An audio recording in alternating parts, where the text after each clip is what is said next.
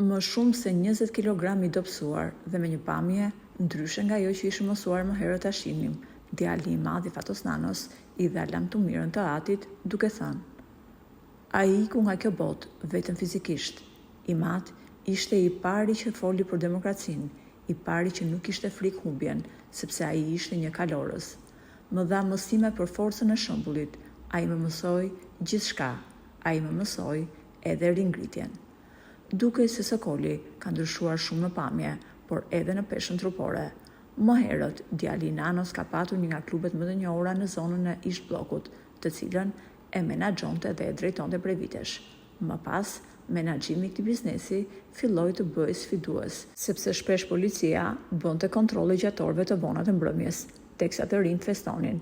Më pas, Sokoli hoqi dorë nga ky biznes dhe ka vendosur për të aplikuar për një punë në shtet. Pas aplikimit, ai fitoi konkursin për nivelin e administratës civile TND, trupi i nivelit të lartë drejtues. Djali i Nanos ka një post shumë të rëndësishëm dhe është në krye të institucionit që menaxhon dhe thith investimet e huaja në Shqipëri.